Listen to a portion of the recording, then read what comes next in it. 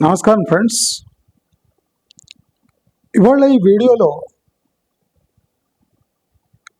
ఇరు రాష్ట్రాల అంటే తెలంగాణ మరియు ఆంధ్రప్రదేశ్ రాష్ట్రాల్లో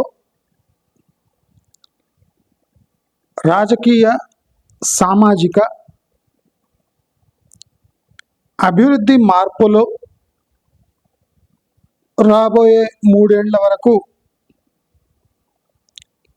ఈ ఇరు రాష్ట్రాల జాతకాలు ఎలా మారబోతున్నాయో స్పష్టంగా తెలుసుకుందాం. దానికన్నా ముందు మన వీడియోస్ ఎక్కడ చేరుతున్నాయో, ఎలా చేరుతున్నాయో, ఆ వీడియోస్ యొక్క ఇంపాక్ట్ ఎలా ఉందో ఒక స్మాల్ ఎగ్జాంపుల్. నేను ఒక 20 days బ్యాక్ నాగోల్లో ఒక సమావేశంలో సివి ఆనంద్, అప్పుడు ఏసీపీనో ఏమో ఉండే,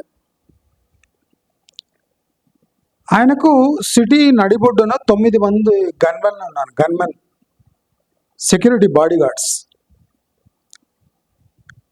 నేను అదే ప్రశ్నలు లేవనెత్తాను ఒకరోజు మీ వీడియోలో, ఆయన ముందు కూడా లేవనెత్తాను. ఒక సీనియర్ పోలీస్ ఆఫీసర్కి 9 మంది బాడీ గార్డ్స్, అది సిటీ నడిబొడ్డులో. ఇప్పుడు మనం డిస్ట్రిక్ట్స్లో ఎక్కడ ఆదిలాబాదు, నిజామాబాదు, బయట ఛత్తీస్గఢ్ బార్డర్లు అంటే అర్థం చేసుకోవచ్చు. ఓవైసీ అనే ఒక ఎంపీ ఒక 2-వీలర్పై హెల్మెట్ పెట్టుకొని స్వేచ్ఛగా తిరిగినప్పుడు ఓవైసీ లాంటి వ్యక్తి, మరి ఏసీపీ లాంటి వ్యక్తులు, సీనియర్ పొజిషన్లో ఉన్న వ్యక్తులు ఒక డ్రైవర్ని పెట్టుకొని తిరిగితే అంత డేంజర్ ఏముంది? అది సిటీ నడిబొడ్డున. ప్రతి సీనియర్ పోలీస్ ఆఫీసర్కి సెక్యూరిటీకి ప్రభుత్వం దాదాపు నెలకు ఒక 10 లక్షలు ఖర్చు చేస్తుంది అని నేను ఒక వీడియోలో చెప్పిన. ఫైనలీ మీరు చూస్తున్నారు, కొంతమంది సీనియర్ ఐపీఎస్, మాజీ, ప్రస్తుత వాళ్లకు సెక్యూరిటీ అంటే తగ్గించడం జరిగింది. బుల్లెట్ ప్రూఫ్ వాహనాలు తీసివేయటం జరుగుతుంది. అంటే సామాన్య ప్రజల ప్రాణాలు గ్యారంటీ ఇచ్చేవాళ్లే భయపడితే మరి సామాన్య ప్రజలకు భరోసా ఎలా కలిగిస్తారు? ఈ అంశం మాట్లాడాను, మీరు చూడొచ్చు.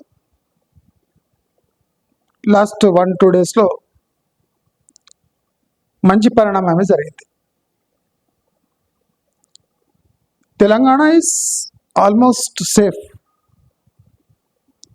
ఇక్కడ తాగి కొట్టుకోవడం తప్ప ప్రజల్లో విప్లవాలు, టార్గెట్ చేయటాలు, పాతకాలపు ఫ్యాక్షన్ కక్షలు ఇలాంటివి చాలా మటుకు సమసిపోయాయి. ఓల్డ్ సిటీ కూడా కామ్గానే ఉంది. అంటే సీనియర్ పోలీస్ ఆఫీసర్పై ప్రతి నెల ప్రభుత్వం 10 లక్షలు సెక్యూరిటీ కోసం ఖర్చు చేయడం విడ్డూరం. ఇప్పుడు మీరు చూడవచ్చు, విత్డ్రాల్ ఆఫ్ సెక్యూరిటీ, అది కరెక్ట్. ఇది పక్కన పెడితే మన ఛానల్ రాజకీయ జోస్యం చెప్పినట్టు ఇప్పుడు ఉన్న ప్రస్తుత ప్రభుత్వం ఎప్పుడు కూలిపోతుందో అనే పరిస్థితిలో ఉంది. అది ఎప్పుడైనా కూలొచ్చు. రేవంత్ రెడ్డి తన పాలన స్టార్టింగ్లో ప్రధానమంత్రి కలిసిన, మంత్రులను కలిసిన ఆయన వెంబడి బట్టి విక్రమార్కనో లేదా కాంగ్రెస్ సీనియర్ నేతలు, మన నల్గొండ నేత అయిన ఉత్తమ్ కుమార్ రెడ్డి అయినా లేదా శ్రీధర్ బాబుని వెంట పెట్టుకొని పోయేవాడు. కానీ మీరు ఇప్పుడు అబ్జర్వ్ చేయండి, రేవంత్ రెడ్డి ఒక్కడే పోయి మోదీని కలిసి వస్తున్నాడు. ఇక్కడ ఒక ఆశ్చర్యకరమైన పరిణామం ఉంది. బహుశా ఇది అరుదు. కాంగ్రెస్ హైకమాండ్కు రేవంత్ రెడ్డి ఎప్పుడైనా కొత్త కూటమి ప్రభుత్వం బీజేపీ బీఆర్ఎస్తో కలిసి ఫామ్ చేయొచ్చు అని సమాచారం ఉన్నా రేవంత్ రెడ్డిని ప్రస్తుతం వాళ్ళు టచ్ చేస్తలేరు. ఇది ఆశ్చర్యకరమైన పరిణామం. కాంగ్రెస్లో దీనివల్ల పెద్ద కొట్లాటలే జరుగుతున్నాయి. కాంగ్రెస్ హైకమాండ్కు ఇది బ్యాడ్ న్యూస్ అయినా ప్రస్తుతానికి వాళ్ళు చేయగలిగింది ఏమీ లేదు. ఎందుకంటే Revanth Reddy is the only face saver for 1 or 2 years. ఆయనను బతిమాలి బామాలి కాంగ్రెస్ పార్టీలో ఉంచుకోవాలి తప్ప ఆయనపై యాక్షన్ తీసుకుంటే ఉన్నది ఊడిపోతుంది అనే భయం కాంగ్రెస్లో చాలా స్పష్టంగా కనిపిస్తుంది.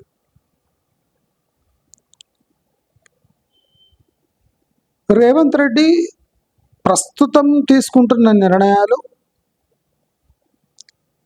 బీజేపీ బలోపేతానికి, బీజేపీ దూరదృష్టికి, ఆయన తనదైన శైలిలో సహాయం చేయటం చాలా మంది అబ్జర్వ్ చేసి ఉండరు. మెట్రో రైల్ విషయం కానీ, మెట్రో రైల్ విషయంలో రేవంత్ రెడ్డి ఎందుకు తగ్గాడు? మెట్రో రైల్ విషయంలో రేవంత్ రెడ్డి ఎందుకు తగ్గాడు? కొన్ని ప్రశ్నలు ఈ మూర్ఖపు మెయిన్ స్ట్రీమ్ మీడియా ఎప్పుడు హైలైట్ చేయదు. హైలైట్ ఏం చేస్తుంది? జూపల్లి తొడగొట్టాడా, కేటీఆర్ తొడగొట్టాడా? వాడు తొడగొట్టి సవాల్ చేసుకొని ఆ సవాలుపై రోజంతా స్టోరీస్ రాయడం. అసలు రేవంత్ రెడ్డి చేస్తున్న పనులు, తీసుకుంటున్న నిర్ణయాలు అది రేవంత్ రెడ్డి మార్క్ నిర్ణయాలా అంటే కావు. అవి తప్పకుండా బీజేపీ మార్క్ నిర్ణయాలు. నేను మీకు ఒక అందమైన ప్రశ్న వేశాను. యాదగిరిగుట్ట బోర్డులో చిరంజీవి భార్యకు స్థానం ఎందుకు ఇచ్చారు? మీరు నమ్ముతారో లేదో, ఇది రేవంత్ రెడ్డి పరిధిలో ఉన్న ప్రశ్న కాదు. ఇది ఢిల్లీ పరిధిలో ఉన్న ప్రశ్న. మీరు చూడండి, కొన్ని రోజులైనాక కొన్ని చిరంజీవి భార్యకు యాదాద్రిలో స్థానం ఎవరు కల్పించారు? మనమంతా అనుకుంటున్నట్టు అది రేవంత్ రెడ్డి దుశ్చర్య కాదు, బీజేపీ ప్రభావిత చర్య. మనం కామ్గా అబ్జర్వ్ చేస్తే రేవంత్ రెడ్డి కాంగ్రెస్ తరఫున ఏమి హామీలు ఇచ్చాడో అది బీజేపీ పూర్తి చేయడానికి ఇష్టపడట్లేదు. బీజేపీ రేవంత్ రెడ్డి ఒప్పందం ఏముందంటే, రాబోయే కూటమి ప్రభుత్వంలో లీడర్షిప్ ఆధారంగా పనులు కేటాయించి అభివృద్ధి పేరుతో మనం పొలిటికల్గా స్ట్రాంగ్ కావాలి. ఎప్పుడైనా ఏ క్షణమైనా ఎన్ని నెలల్లో అయినా ఎన్ని ఏళ్లలో అయినా నెక్స్ట్ 2 yearsలో మనం ఊహించలేము, ఎప్పుడైనా ఈ కాంగ్రెస్ ప్రభుత్వం కూలిపోవచ్చు, వెంటనే కూటమి ప్రభుత్వం రావచ్చు. మనమంతా ఆశ్చర్యపోవాల్సిన అవసరం లేదు. బీఆర్ఎస్ కాంగ్రెస్ చీలిన Revanth Reddy faction plus BJP next పవర్లోకి రాబోతున్నాయి. ఆశ్చర్యకరమైన విషయం ఏమంటే సీనియర్ కాంగ్రెస్ సభ్యులు కూడా ఈసారి చీలి రేవంత్ రెడ్డితో రాబోతున్నారు. అంటే కాంగ్రెస్ సభ్యులు ఎక్కువ, పాపులర్ సభ్యులు ఎవరు కాంగ్రెస్లో ఉండరు. ఒక్కసారి కూటమి ఫామ్ అయినాక కాంగ్రెస్ ఖాళీ అయ్యే అన్ని అవకాశాలు ఉన్నాయి. మీరు వందలాది వీడియోలు చూస్తుంటారు. నా పొలిటికల్ అనాలిసిస్ వినండి. మీరు ఆల్రెడీ చూశారు ఎలా ఉంటుందో. ఇవన్నీ సమాచారం ముందు కనుకనే యాదాద్రి బోర్డు ఫార్మేషన్లో రేవంత్ రెడ్డి తనకు కావాల్సిన మెంబర్స్తో పాటు బీజేపీకిగా ఫ్యూచర్లో పనికొచ్చే మెంబర్స్ కూడా స్థానం కల్పించాడు అనే ఒక సమాచారం ఉంది. మొన్న యాదాద్రి బోర్డు సభ్యుల తర్వాత సభ్యులను చూసి కొద్దిగా జాగ్రత్తగా పరిశీలిస్తే దేవేందర్ గౌడ్ కొడుకులు కూడా రాబోయే కూటమి ప్రభుత్వంలో భాగస్వామ్యం వాళ్ళది ఉండవచ్చు. ఇదంతా ground preparation for next government that will be formed in Telangana. అయితే రాజకీయాలు ఇలా ఉంటే బార్డర్ దాటితే ఆంధ్రప్రదేశ్ రాజకీయాలు ఎలా ఉండబోతున్నాయి. ఇవాళ రేపు ఆంధ్రప్రదేశ్ రాజకీయాల గురించి మాట్లాడొద్దట. అక్కడంత ఇన్స్టేబుల్ రాజకీయాలు, ఓటర్స్ యొక్క మానసిక స్థితి, రాజకీయ నాయకుల అంటే స్టెబిలిటీ చాలా క్వశ్చనబుల్ ఉంది. మీరు అబ్జర్వ్ చేస్తే కూటమి ప్రభుత్వము బీజేపీ సహకారంతో నిధులు తెస్తుంది. మీరు అబ్జర్వ్ చేయండి ఎంత క్రిటికల్ ఉంటాయి పాలిటిక్స్ అంటే. కూటమి ప్రభుత్వము అంటే టీడీపీ పవన్ కళ్యాణ్ పార్టీలు బీజేపీలో ఉన్న లెవరేజ్ యూజ్ చేసి అంటే పట్టు యూజ్ చేసి ఫండ్స్ తెచ్చుకుంటున్నాయి ఆంధ్రప్రదేశ్ కోసం. మరి అదే స్పీడ్తోని జగన్ తన మావిగన్ ఇష్యూని తెరపైకి మళ్ళీ తెస్తున్నాడు. టీడీపీకి కొన్ని సహజ సిద్ధ గుణాలు ఉన్నాయి. అవి వదులుకోకపోతే చాలా ప్రమాదాలు వచ్చే అవకాశాలు ఉన్నాయి. దాంట్లో ముఖ్యమైనది మీకు అనిపించేదే అభివృద్ధి కాదండి. అభివృద్ధి యొక్క ప్రాక్టికల్ మీనింగ్ ఏమి, మన స్టేట్కి అభివృద్ధి అంటే మీనింగ్ ఏమి, మనం ఎంత ప్రయత్నిస్తున్నా ఆంధ్ర ప్రజలు తిరిగి ఆంధ్రప్రదేశ్కి ఎందుకు రావటం లేదు? ఈ క్వశ్చన్కి ఆన్సర్ టీడీపీ ఇవ్వగలిగితే అభివృద్ధి ఇక 1 కిలోమీటర్ దూరం ఉన్నట్టే. మనం ఆంధ్రప్రదేశ్ అభివృద్ధిలో బీజేపీ యొక్క భాగస్వామ్యం ఇది మాట్లాడుతున్నాం. కానీ నాకేమనిపిస్తుందంటే రాబోయే 3-4 ఏళ్లలో తెలంగాణ ఆంధ్రప్రదేశ్లో ఏ అభివృద్ధి జరుగుతుందో అది టోటలీ బీజేపీ హ్యాక్ చేసే ఛాన్సెస్ ఉన్నాయి, లేదా బీజేపీ తన ఆధీనంలో తెచ్చుకునే ఛాన్సెస్ ఉన్నాయి. ఒకవైపు ఆంధ్రాకు నిధులు ఇచ్చినట్టే ఇచ్చి జగన్ని ఉసిగొల్పి మళ్ళీ మళ్ళీ మావిగన్ మాట మాట్లాడిస్తున్నది బీజేపీనే. అంటే బీజేపీది 100% డబుల్ గేమ్. రాబోయే 3-4 ఏళ్ళు ఆంధ్రప్రదేశ్ భవిష్యత్తు చంద్రబాబు నాయుడు ఆరోగ్యంపై ఆధారపడి ఉంది. 3-4 ఏళ్ళు చంద్రబాబు నాయుడు హెల్తీగా ఉండి లోకేష్కి అండగా ఉంటే కానీ ఆంధ్రప్రదేశ్లో పొలిటికల్ స్టెబిలిటీ స్టేబుల్గా ఉండదు. మనం లోకేష్ని ఎంత ఎత్తుకు తీసుకెళ్ళినా రాజకీయంగా ఎంత పరిపక్వత ఉన్నా ఒక చరిష్మా ఉన్న లీడరు, ఆ చరిష్మా లీడర్ కింద పనిచేసే కొడుకు చాలా డిఫరెన్స్ ఉంటుంది. ఇప్పుడు జగన్కి చరిష్మా కాదు,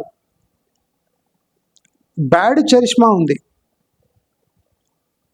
కానీ ఆయన అణుకువగా ఉంటాడు. టైము సందర్భం చూసి తన విధేయత చాటుకుంటూ ఉంటాడు. ఫర్ ఎగ్జాంపుల్ అంబానీకి రాజ్యసభ అంబానీ ఫ్రెండ్కు రాజ్యసభ సీట్ ఇవ్వటం అంటే టైం దొరికినప్పుడల్లా ఇలాంటి పనులు చేస్తూ బీజేపీ ఎప్పుడు మద్దతు అడిగినా ఇస్తూ తన స్థానాన్ని తాను కాపాడుకుంటూ తన రాజకీయ భవిష్యత్తును స్టేబుల్గా ఉండడానికి బీజేపీని చక్కగా యూజ్ చేసుకుంటున్నాడు. అంటే ఈ డబుల్ గేమ్లో బీజేపీ తన పాత్ర అంటే న్యాయంగా ధర్మంగా పాటిస్తుంది. చంద్రబాబు నాయుడు ప్రభుత్వాన్ని 5 ఏళ్లు దూరం పెట్టడంలో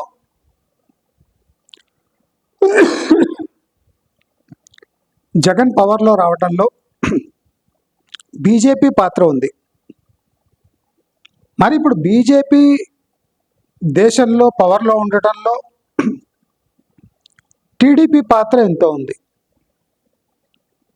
అంటే మనం గమనిస్తే టీడీపీ, వైఎస్ఆర్సిపి, బీజేపీ, పవన్ కళ్యాణ్ పరస్పర సహాయ సహకారాలు అందిస్తూ తెరపై విరోధులుగా నటిస్తూ అటు ఆంధ్రప్రదేశ్లో కొనసాగుతూ ఉంటే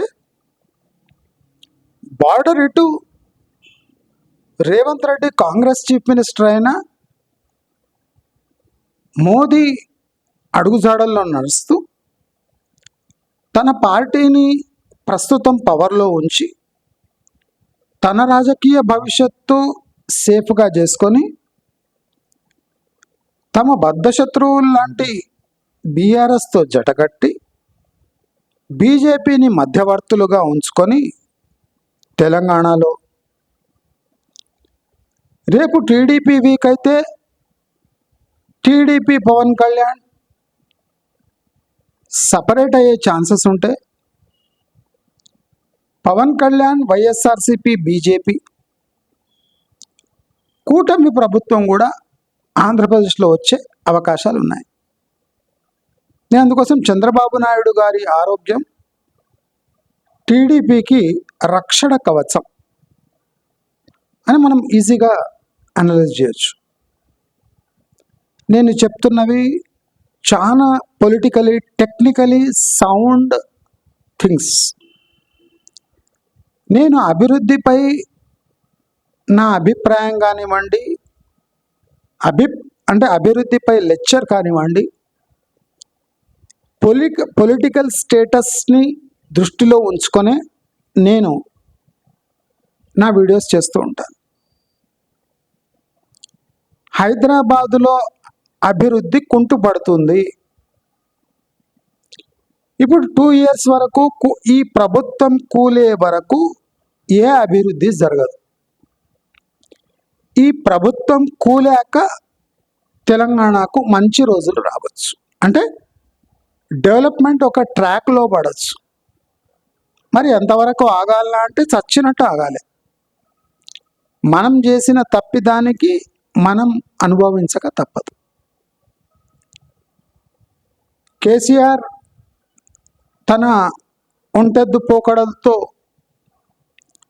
తనకున్న పేరును చెడగొట్టుకొని ఫామ్ హౌస్లో పండిండు. వాళ్ళ 2 పిల్లలు అసలు తమ దారి తాము వెతుక్కునే దాంట్లో బిజీగా ఉన్నారు.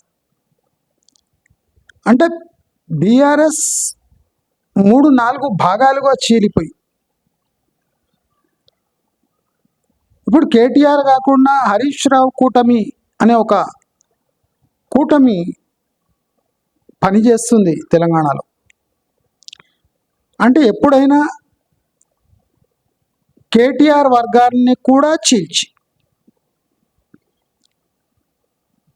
ఇప్పుడు ఆల్రెడీ బిడ్డ చీల్చేసింది ఒక వర్గం, కేటీఆర్ వర్గాన్ని కూడా హరీష్ రావు పెట్టి చీల్చి ఈ కూటమి ఎప్పుడైనా ఫామ్ కావచ్చు. మనం అందరం దీనికోసం రెడీగా ఉండాలి. రియల్ ఎస్టేట్ పరంగా, ఇన్వెస్ట్మెంట్ పరంగా, అభివృద్ధి పరంగా నా ప్రకారం తెలంగాణకు 3 ఏళ్ల వరకు భవిష్యత్తు లేదు. Don't expect anything extraordinary in the next 3 years. మనం క్లియర్గా అబ్జర్వ్ చేస్తే రేవంత్ రెడ్డి గెలిచాడు, పంతం నెగ్గించుకున్నాడు మెట్రో రైల్ విషయంలో అన్నారు. అయితే దీనికి టోటల్ అగ్రి అయిన వాల్యూ 3,000 crores అట. 36,000 కోట్ల phase 2, 13,000 కోట్ల phase 1కి కావాల్సిన డబ్బులు దాదాపు 50,000 పైచిలుకు. అయితే 3,000 కోట్లు బీజేపీ మెడలు వంచి రేవంత్ రెడ్డి తెచ్చుకున్నాడు అనడంలో అసలు లాజిక్ ఏముంది? 50,000+ కోట్లు కావాలి, 3,000 కోట్లు సాధించాడు. మరి ఆయన ఘన విజయమా లేదా బీజేపీ ఆయనకు ఒక విండో ఆఫ్ ఫ్రెష్ ఎయిర్ కనిపిస్తుంది? అంటే నీవు చెప్పుకోవడానికి ఒక 3,000 కోట్లు తీసుకొని ఏమో చెప్పుకునేటట్టు చెయ్యి అన్నట్టే ఉంది. అంటే వాట్ డస్ దిస్ ఇండికేట్? అంటే రేవంత్ రెడ్డి కొనసాగాలి అంటే బీజేపీ ఇంకా ప్రిపేర్డ్ లేదు తెలంగాణ ఎంట్రీ కోసం. అంతవరకు రేవంత్ రెడ్డి స్టేబుల్గా ఉండాలంటే ఆయనను తిట్టుకుంటూ కొట్టుకుంటూ ఈ ప్రభుత్వాన్ని బీజేపీ కొనసాగిస్తుంది. బీజేపీ సిగ్నల్ ఇచ్చిందంటే వితిన్ 24 hours రేవంత్ రెడ్డి తన కూటమి తన సభ్యులతో కలిసి బీజేపీ ప్లస్ బీఆర్ఎస్లో చేరిపోతాడు. కొత్త ప్రభుత్వం చెప్తున్నా. ఇప్పుడు రియల్ ఎస్టేట్ పరంగా, రోడ్స్ పరంగా, అభివృద్ధి పరంగా ఏ కలలు కంటున్న ప్రజలకు నేను ఒక ఇండికేటర్ ఇస్తున్నా, ఒక ఇండికేషన్. ఈ కూటమి ప్రభుత్వం పని చేయాలి అంటే ఎలక్ట్ అయిన తర్వాత 1 సంవత్సరం పడుతుంది ఎవరెవరికి సర్దుబాట్లు చేయాలంటే. అంటే ఈ కూటమి ప్రభుత్వం కాస్త కాంగ్రెస్ లాగానే ఉంటుంది, కానీ కొన్ని బీజేపీ కంట్రోల్డ్ కాంగ్రెస్ లాగా ఉంటుంది కూటమి ప్రభుత్వం. అక్కడ ఒక 1 year పోతుంది, అంటే 2+1 3 years పోయింది. అదే కాకుండా రేవంత్ రెడ్డి పెట్ స్కీమ్స్ మొత్తం దాదాపు రద్దయ్యే స్టేజ్లోనే ఉన్నాయి.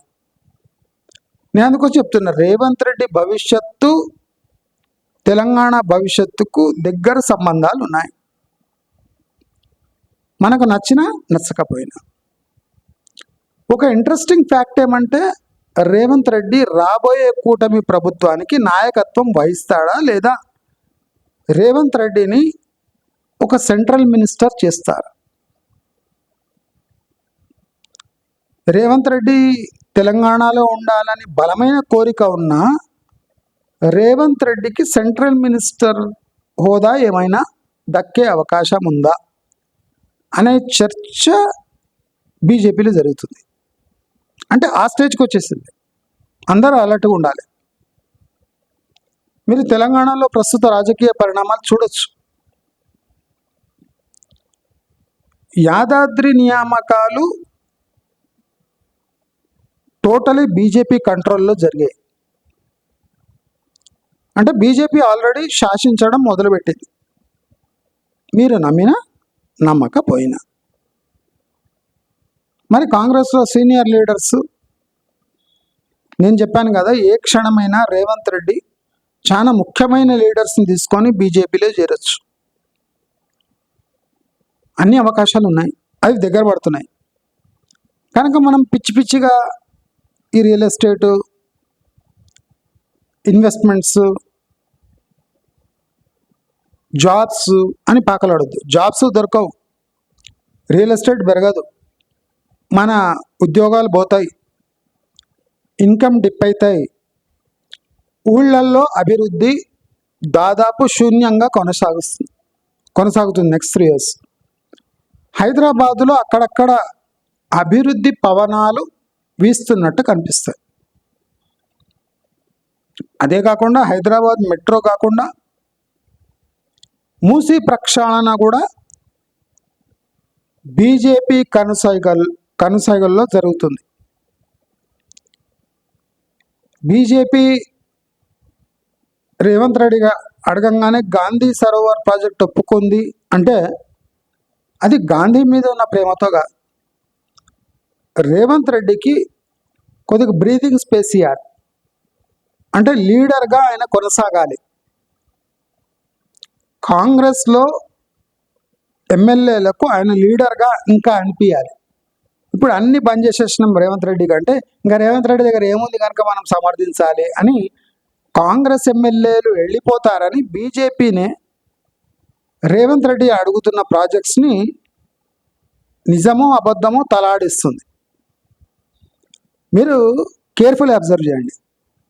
ఇప్పుడు ఇవి జరుగుతాయా లేదా మీరు ఫ్యూచర్లో చూడండి ఎట్లయితుంది.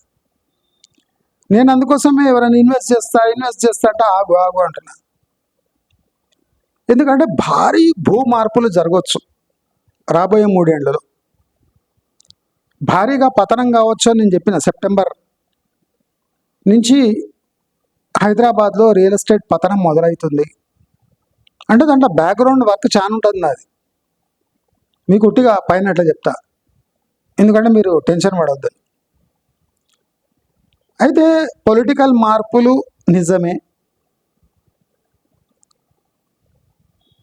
ఒక మంత్రికి తన మంత్రిత్వ శాఖలో ఏం జరుగుతుంది తెలియకుండా రేవంత్ రెడ్డి నిర్ణయం తీసుకున్నాడు అంటే మీరు అర్థం చేసుకోవచ్చు థింగ్స్ ఎంత సీరియస్గా మారిపోయాయి. ఇక్కడ కాంగ్రెస్ ఎమ్మెల్యే అభిప్రాయాలు పట్టించుకునే టైము ఎవరికి లేదు.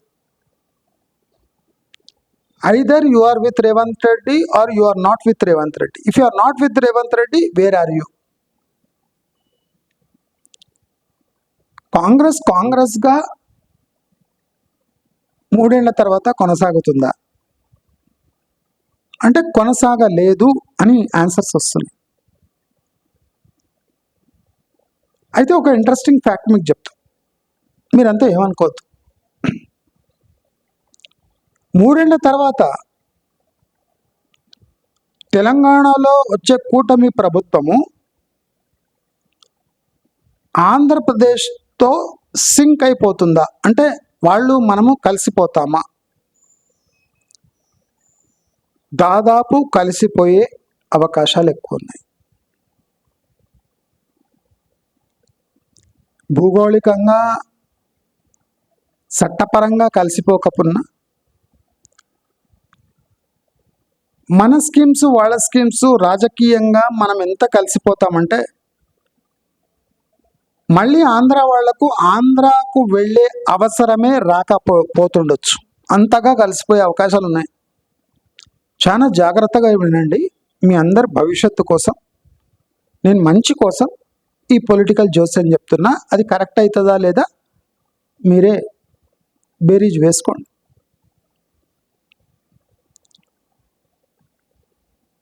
ఆంధ్రాలో ఇంటర్నేషనల్ ఎయిర్పోర్ట్ కోసం వస్తున్న వ్యతిరేకత,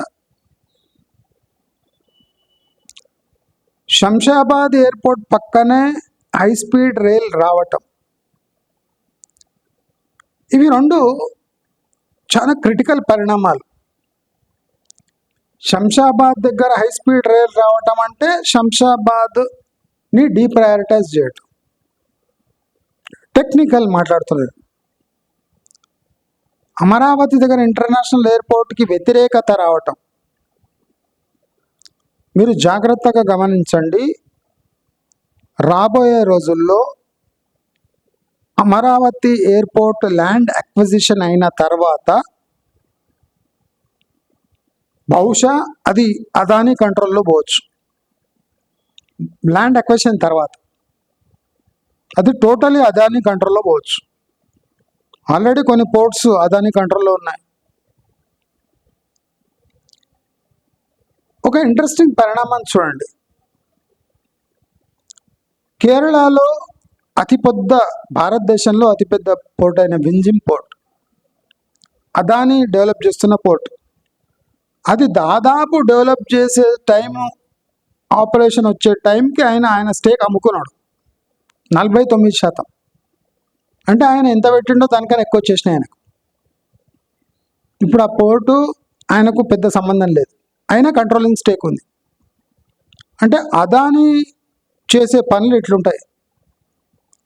భారత సర్కార్, బీజేపీ అండ లేకుండా అదానీ ఇలాంటి సాహసోపేతమైన చర్యలు చేయడు.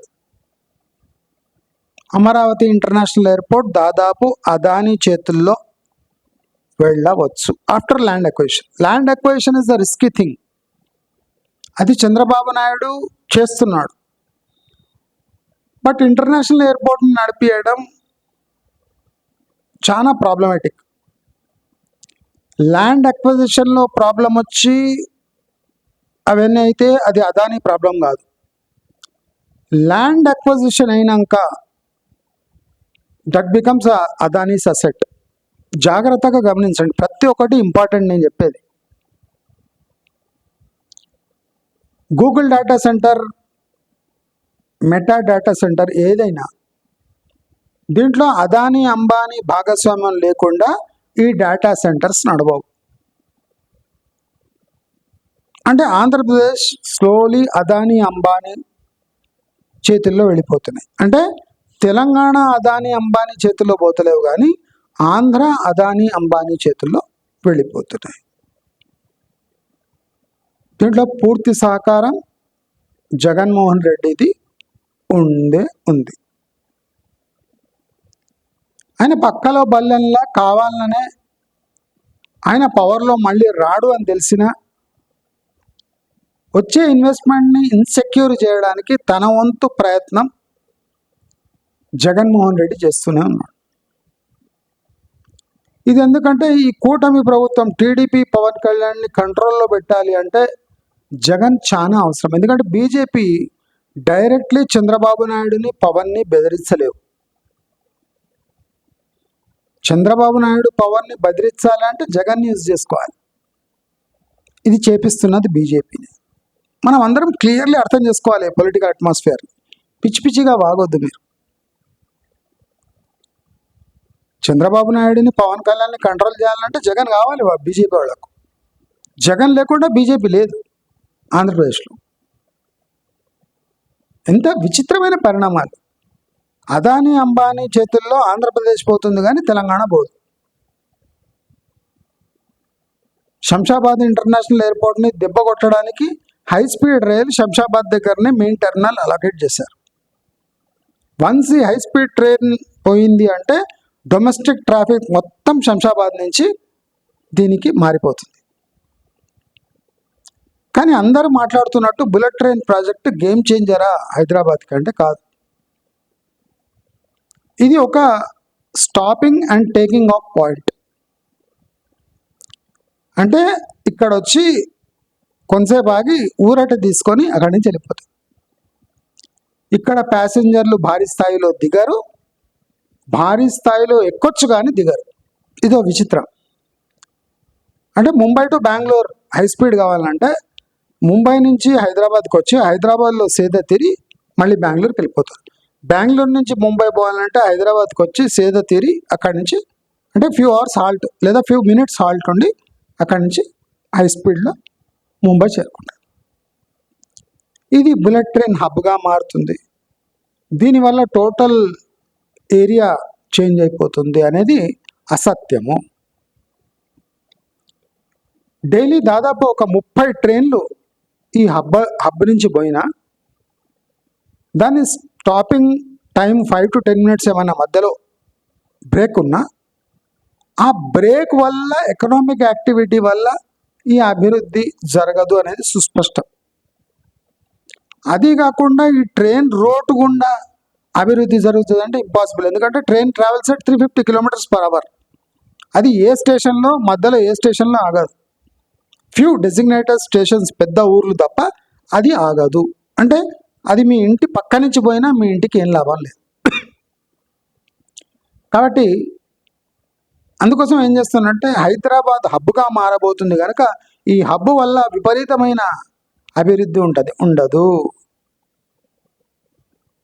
డొమెస్టిక్ ఎయిర్ ట్రావెల్ కొద్దిగా శంషాబాద్లో ఎఫెక్ట్ అవుతుంది. ఇప్పుడు మనం అబ్జర్వ్ చేయవలసిందంటే అందరూ కలిసి శంషాబాద్ కొంప ఆర్చబోతున్నారు.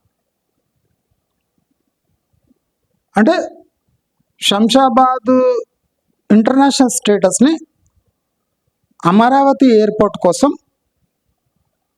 కూటమి ప్రభుత్వం రెడీ చేస్తుంది. అంటే శంషాబాద్ యొక్క ప్రభావం తెగ్గొట్టే అన్ని ప్రయత్నాలు చేస్తుంది. దాంట్లో భాగమే వరంగల్ ఎయిర్పోర్టు నిర్మాణం. దీంట్లో 2 అర్థాలు ఉన్నాయి. కావాలనే ఈ వరంగల్ ఎయిర్పోర్ట్ ఇష్యూని తెరపైకి తీసుకొస్తుంది బీజేపీ. ఎందుకంటే ఈ జిఎంఆర్ ఇంటర్నేషనల్ ఎయిర్పోర్ట్ శంషాబాద్ ఎయిర్పోర్ట్ని వివిధ దశల్లో దాన్ని వీక్ చేసి ప్రాఫిటబుల్ ఎయిర్పోర్ట్ నుంచి ఒక సిక్ ఎయిర్పోర్ట్గా మార్చితే కానీ అది కొందరి చేతుల్లో పోయే అవకాశాలు లేదు. కాబట్టి రాజకీయంగా, సామాజికంగా, ఆర్థిక పరంగా కొన్ని ఇంపార్టెంట్ పరిణామాలు జరుగుతున్నాయి. మీరందరూ అబ్జర్వ్ చేయరు కానీ నేను చాలా డీప్గా అబ్జర్వ్ చేస్తుంటా. వరంగల్ ఎయిర్పోర్ట్ వెనుక మతలబేమి కిషన్ రెడ్డి పర్సనలీ దానికోసం ట్రై చేసి రామ్మోహన్ నాయుడు వచ్చి మరి స్టేట్మెంట్ ఇచ్చేంత వరంగల్ ఎయిర్పోర్ట్కి సీన్ ఉందా? లేదు. మరి ఆదిలాబాద్ ఎయిర్పోర్టు అంటే అది మిలిటరీ కమ్ జనరల్ ఎయిర్పోర్ట్, అదేం పెద్ద ఎఫెక్ట్ చూపించదు. అంటే మనం అబ్జర్వ్ చేస్తే లాభసాటి బేరాలన్నీ నష్టాలుగా మార్చి దాన్ని టేక్ ఓవర్ చేసే ప్రయత్నాలు జరుగుతున్నాయి. కాబట్టి మనమందరము రాబోయే 3 ఏళ్ల తర్వాత పొలిటికల్గా లేదా టెక్నికల్గా బార్డర్స్ ఉంటాయి ఆంధ్రప్రదేశ్ తెలంగాణలో. కానీ ఆర్థిక విషయంలో ప్రజల విషయాలకు వస్తే లాస్ట్ 10 yearsలో తెలంగాణ ఏ సపరేట్ స్టేట్గా కొనసాగిందో 3 ఏళ్ల తర్వాత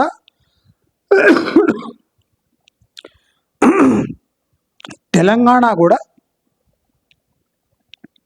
ఒక ఆంధ్ర స్టేట్కి గుండెకాయలాగా మారబోతుంది. అమరావతి ఫెయిల్ అవుతుంది అని అనకూడదని హైదరాబాద్ ప్రభావం అమరావతిపై మచ్చలాగా ఉండిపోతుంది. అంటే అమరావతి ఎంత ప్రయత్నించినా హైదరాబాద్ స్థాయికి ఎదగలేదు. నేను దానికి కారణాలు కూడా ఎన్నిసార్లు చెప్పిన. కాస్మోపాలిటన్ నేచర్, ఆంధ్ర వాళ్ళు అక్కడ మళ్ళీ రావాలంటే ఏం చేయాలి, ముగ్గురికి 30,000, నలుగురు 40,000, ఈ P4 స్కీమ్లు ఇవి పనిచేయవు. ప్రాక్టికల్గా ఆంధ్ర వాళ్లకు పర్మనెంట్ ఎంప్లాయ్మెంట్, ఆంధ్ర డెవలప్ కావాలంటే అనీజీ ఒక మెథడ్ ఉంది. ప్రభుత్వ రంగ సంస్థలు, ప్రభుత్వ ఉద్యోగాలు అంటే సెంట్రల్ గవర్నమెంట్ ఉద్యోగాలు వస్తే ఆంధ్రప్రదేశ్లో మౌలిక సదుపాయాలు డెవలప్ అయ్యి కాస్మోపాలిటన్ నేచర్ వచ్చి ఆంధ్ర డెవలప్ అయ్యే ఛాన్స్ ఉంది. ఎందుకంటే వాళ్ళు ఆంధ్ర వాళ్ళు అక్కడ వచ్చి ఉండరు. సెంట్రల్ ఇన్స్టిట్యూట్స్, సెంట్రల్ ఆర్గనైజేషన్స్ అక్కడ వచ్చి north all over India people వచ్చి ఆంధ్రాలో ఉండి అక్కడ రియల్ ఎస్టేట్ పరంగా మౌలిక వసతుల పరంగా డెవలప్ అయితే కానీ ఆంధ్రప్రదేశ్లో కదలిక రాదు. కాబట్టి ఇవన్నీ మీరు చాలా కేర్ఫుల్ వినండి. నేను జనాల్లాగా 10 నిమిషాల వీడియోలు వీడని చేసే మొన్న వీడియో వచ్చిండు జోసెఫ్ అని, రావణ్ అట. నేను చెప్పిన మీకు ఎన్నోసార్లు, వీళ్ళకు కొద్దిగా పవరు మైక్ ఇస్తే ఏం చేస్తారని. ఇప్పుడు చూడండి, ఆయన ఉద్యమం అని బూతులు మాట్లాడి జైలు పాలైపోయాడు. అంటే వీళ్ళ ఉద్యమాలన్నీ ఇంట్లో ఉంటాయి. నేను చెప్పినా కదా మీకు, వీళ్ళకి కొద్దిగా మైక్ ఇస్తే ఏం చేస్తారు, వీళ్ళు కొద్దిగా పొజిషన్ వస్తే ఏం చేస్తారు అంతే. నేను చెప్పింది రాంగా రైటా మీరే చూసుకోండి. వాడి పేరు జోసెఫ్, వాడు కావాలని రావణ్ అని పెట్టుకున్నాడు పేరు. రామాయణానికి లింక్ ఉండాలి. అంటే మహోన్నత వ్యక్తి రావణ్ అంటే ఒక మహోన్నత వ్యక్తిగా ఆయన తనను తాను చిత్రీకరించుకొని ప్రశ్న అని ఒక ఛానల్ పెట్టి పెద్ద ఆయనకే PhD ఉన్నట్టు, ఇప్పుడు మాకు తెలియనట్టు. మాకు కూడా చాలా విషయాలు తెలుసు కదా. ఇప్పుడు పవన్ కళ్యాణ్ మనం కూడా విమర్శించినాము. 3 పిల్లలకి 30,000, 4 పిల్లలకి 40,000 అనే థింగ్ కూడా మనం టేకప్ చేసినాం. మనం టెక్నికల్గా మాట్లాడినాం. ఇప్పుడు ప్రజలు వేసే ప్రశ్న ఏమి, లోకేష్కి ఒకడే కొడుకున్నాడు కదా, మరి మమ్మల్ని 3 కామంటారు, అది పాసిబుల్ కాదు. నేను చెప్పిన, మీరు చూడండి, నేను ఏదైనా వీడియో చేస్తే అది టీడీపీ కానీ అక్కడ ఆంధ్ర ప్రభుత్వం విత్డ్రా చేసుకుంటుంది. ఎందుకంటే లాజికల్ థింగ్స్ అవి మీరు ఆలోచించకుండా అట్లా చేస్తే మీకు కూడా ఒక రెప్యుటేషన్ ఉంది కదా. చంద్రబాబు నాయుడు అంటే ఒక రెప్యుటేషన్ ఉంది ప్రజల్లో, he takes right decision for his state అని. మరి ఇలాంటి డిసిషన్ తీసుకున్నప్పుడు విమర్శలకి తగినట్టు మీరు విత్డ్రా చేసుకోవాల్సిందే. విత్డ్రా చేసుకోవడం మంచిది. P4 స్కీమ్ విత్డ్రా, P3నా P4 అదే విత్డ్రా. ఈ స్కీమ్ ముగ్గురికి 30, 40 అది విత్డ్రా. అంటే విత్డ్రా చేసుకునేది మంచిది. ఎందుకంటే అనవసరమైన కన్ఫ్యూజన్, డిస్కషన్, కొట్లాటాలు, పీకులాటాలు. మీ ఆంధ్ర వాళ్ళు ఎట్లన్నా అక్కడి నుంచి రావడానికి నేను చెప్పిన మాటలు మీకు పడవు. ఎంతమంది ఎన్నిసార్లు మీరు కుటుంబరావుని ఆశ్రయిస్తారు? మీకు బ్యూటిఫుల్ సజెషన్ కావాలంటే నా ఛానల్ చూడండి. నన్నేం ఇది చేయకండి, హైలైట్ చేయకండి. నా ఛానల్ చూడండి. నా ఆంధ్రప్రదేశ్ అభివృద్ధి కోసం కూడా సాయశక్తుల నేను కృషి చేయడానికి రెడీగా ఉన్నా. ఆంధ్ర వాళ్ళు వస్తలేరు ఆంధ్రప్రదేశ్కి అంటే రారు వాళ్ళు. చాలా ప్రేమ ఉంది ఆంధ్రప్రదేశ్ మీద వాళ్ళకు. సంక్రాంతికి వాళ్ళు రావాలంటే ఏం చేయాలి? కాస్మోపాలిటన్ నేచర్ ఎట్లా క్రియేట్ చేయాలి? Central institutes. కాస్మోపాలిటన్ నేచర్ రావాలంటే సెంట్రల్ ఇన్స్టిట్యూషన్స్ అక్కడ వచ్చినప్పుడు ఆల్ ఓవర్ ఇండియా ఎంప్లాయీస్ అక్కడ వచ్చి ఉండి అక్కడ సమగ్ర అభివృద్ధికి వాళ్ళు తోడ్పడినప్పుడు, ఆ క్లైమేట్ క్రియేట్ అయినప్పుడు ఆంధ్ర వాళ్ళు ఆటోమేటిక్గా అరే మన వాళ్ళు మొత్తం డెవలప్ అయిపోతుంది, మనం ఎక్కడేం చేస్తున్నామని ఆంధ్రప్రదేశ్కి వస్తాం. నేను ఎండుగా చెప్తున్నా, మీకు అర్థం కాని థింగ్ ఇదే ఆంధ్ర వాళ్ళకు. నేను కొద్దిగా రఫ్గా చెప్తా కానీ మీ మంచి కోసమే చెప్తా.